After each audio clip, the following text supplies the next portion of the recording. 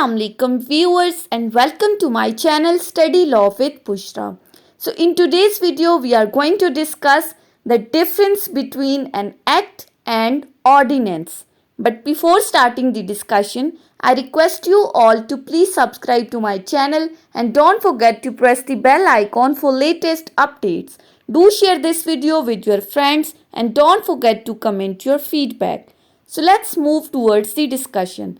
The basic difference between an act and ordinance. ये दोनों ही terms exam point of view से बहुत ही ज़्यादा इम्पॉर्टेंट है कि एक्ट और ऑर्डिनेंस का बेसिक डिफरेंस क्या है, क्योंकि हमारे पास कुछ लॉज ऐसे हैं जो एक्ट की शक्ल में मौजूद हैं और कुछ लॉज ऐसे हैं जो ऑर्डिनेंस की शक्ल में मौजूद हैं. ऐसा क्या है? कानून तो कानून है, तो फिर एक्ट और ऑर्डिनेंस में डिस्ट्रीब्यूट क्यों किया है? जैसा कि हमारे पास कॉन्ट्रैक्ट एक्ट है, हमारा स्पेसिफिक रिलीफ एक्ट है, और इसी तरह ऑर्डिनेंस में अगर हम देखें तो हमारे पास फैमिली कोर्ट ऑर्डिनेंस है. इसके साथ साथ हमारे पास हमारा मुस्लिम फैमिली लॉ ऑर्डिनेंस है, और इस तरह डिफरेंट ऑर्डिनेंसेस मौजूद हैं.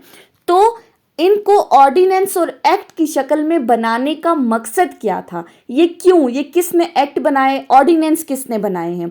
So let's start with the difference between these two terms, starting from the first term that is act. सबसे पहले देखते हैं कि ये एक्ट क्या है.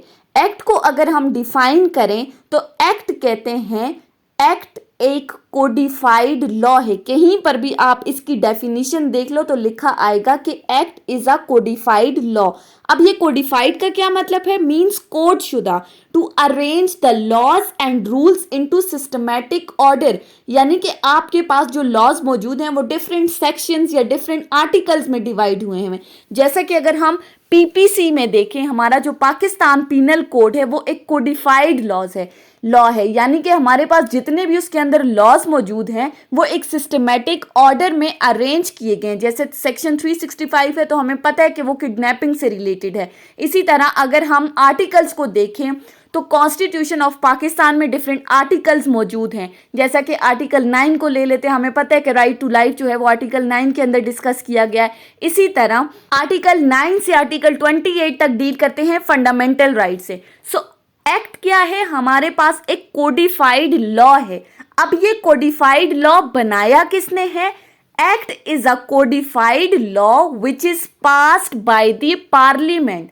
पाकिस्तान की जो पार्लियामेंट है, अब पार्लियामेंट में कौन आता है? हमारे पास लेजिस्लेटिव बॉडीज आती. ये लेजिस्लेटिव बॉडीज कंसिस्ट करती हैं लेजिस्लेचर के ऊपर, यानी कि जो हमारे कानूनदान हैं ये लेजिस्लेचर क्या करते हैं? एक प्रॉपर प्रोसीजर को फॉलो करते हुए कानून बनाते हैं. अब वो प्रॉपर प्रोसीजर क्या है? वो हमें पता है कि एक बिल जो है वो लॉ किस तरह से बनता है. सबसे पहले बिल पार्लियामेंट में पेश होता है, नेशनल असेंबली में आता है, उसको अप्रूव किया जाता है, फिर सेनेट में जाता है, सेनेट से अप्रूव होता है. जब दोनों हमारी नेशनल असेंबली और सेनेट इसको अप्रूव कर देती हैं तो वो प्रेसिडेंट के पास जाते हैं, और जैसे ही प्रेसिडेंट उस पर अपनी कॉन्सेंट देता है कि तो वो हमारे पास एक लॉ बन जाता है.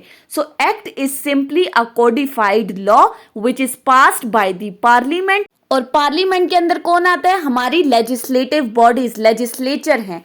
एक्ट तब बनता है when the parliament is in session. जब पार्लियामेंट सेशन में होती है तो नॉर्मल सिचुएशन के अंदर तब एक बिल को लॉ में कन्वर्ट किया जाता है, एक लॉ बन जाता है. जब बिल पास होता है तो वो लॉ बन जाता है. ये क्या है? हमारे पास एक्ट है. अब हम आ जाते हैं कि ऑर्डिनेंस क्या है. आई होप कि एक्ट आपको क्लियर हो गया होगा. अब आते हैं ऑर्डिनेंस क्या है. ऑर्डिनेंस को अगर हम देखें तो नॉर्मल सिचुएशन में ये नहीं बनते. ऑर्डिनेंसेस कब बनते हैं? जब कंट्री के अंदर कैसी सिचुएशन आ जाती है? जब कंट्री के अंदर कोई भी इमरजेंसी की सिचुएशन आ जाती है. अब कंट्री के अंदर इमरजेंसी की सिचुएशन में क्या होता है? यहाँ हमारे पास दो चीजें होती हैं.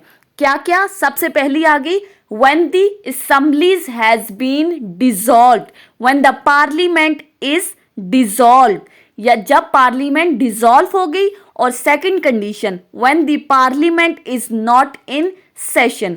अब इससे क्या मुराद है? पार्लियामेंट का डिसॉल्व होने से मुराद क्या है? जैसा कि हम कहते हैं कि जब असेंबलियां तहलील हो जाती हैं. आर्टिकल 58 के अंदर हमने कॉन्स्टिट्यूशन ऑफ पाकिस्तान में ये चीज डिस्कस की है कि प्रेसिडेंट प्राइम मिनिस्टर की एडवाइस पर असेंबलीज को डिसॉल्व कर देता है जब कंट्री में कोई इमरजेंसी सिचुएशन आ जाती है। ये तो पहली कंडीशन है। सेकंड क्या है? When the parliament was not in session, when the parliament is not in session. इसका क्या मतलब है? मीन्स टू से कि जब हमारी पार्लियामेंट अवेलेबल तो है लेकिन पार्लियामेंट की मीटिंग्स नहीं हो रही। पार्लियामेंट के सेशन से क्या मुराद है? सेशन ऑफ द पार्लियामेंट हम कहते हैं वो टाइम पीरियड जिसके दौरान हाउस एक मीटिंग कॉल करता है और कंट्री के बिजनेस को रन करने के लिए वो मीटिंग बुलाई जाती है। अब पूरे साल में तो हर रोजाना तो असेंबली अपना सेशन कंडक्ट नहीं करती, हर रोजाना तो उनकी मीटिंग्स नहीं होती, इजलास नहीं होते। ऑब्वियसली हर साल के अंदर पार्लियामेंट 3 दफा अपने सेशन करती है और इनके दरमियान में कुछ टाइम पीरियड का गैप होता है, यानी कि एक सेशन, उसके दरमियान कुछ अरसे का गैप, फिर सेकंड सेशन, फिर एक गैप और फिर थर्ड सेशन होता है। और वैसे भी जब पार्लियामेंट का सेशन बुलाना होता है तो इससे 21 डेज पहले सबको इन्फॉर्म किया जाता है। सो ये दो सिचुएशन कि जब पार्लियामेंट डिसॉल्व हो जाती है या जब पार्लियामेंट सेशन में नहीं होती तो हमारा मुल्क का जो प्रेसिडेंट है, हमारे मुल्क का जो सदर है, वो जो लॉज बनाता है उसको हम कहते हैं ऑर्डिनेंस। और वो ये लॉज कैसे बनाता है, उसको किसने एम्पावर किया है?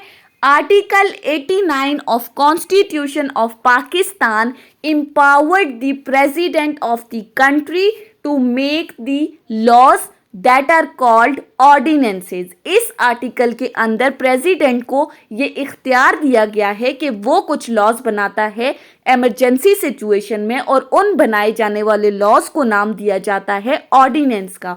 और ये ऑर्डिनेंस का टाइम पीरियड होता है 120 डेज, यानी कि ये ऑर्डिनेंस एप्लीकेबल होता है 4 मंथ्स के लिए।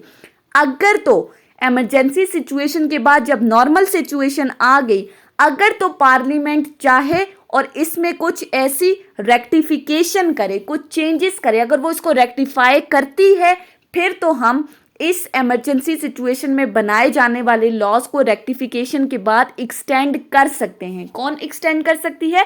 पार्लियामेंट। लेकिन अगर वो रेटिफाई नहीं करती तो 120 डेज के टाइम पीरियड के बाद हमारा ऑर्डिनेंस वहीं पर ख़त्म हो जाता है, उस ऑर्डिनेंस की कोई वैल्यू नहीं रहती। सो सिंपली ऑर्डिनेंस क्या है? Which is made by the president under certain emergency situation for a period of 120 days. So act क्या है? Which is passed by the legislature in normal situation, while on the other hand the ordinance is the one which is made by the president in emergency situation for a specific time period. So this was the basic difference between an act and ordinance. I hope कि आपको ये difference समझ में आया होगा कि act क्या है और ऑर्डिनेंस क्या है, अगर आपने इस वीडियो को अटेंटिवली सुना है तो। अगर आपको ये वीडियो अच्छी लगी है तो इस वीडियो को लाइक करें, कमेंट करें, चैनल को सब्सक्राइब करना ना भूलें और ज़्यादा से ज़्यादा अपने फ्रेंड्स के साथ शेयर करें। अगर किसी भी किस्म की कोई कन्फ्यूजन है तो आप कमेंट्स के ज़रिए मुझसे पूछ सकते हैं। Thank you so much for watching. Till then, अल्लाह हाफिज़।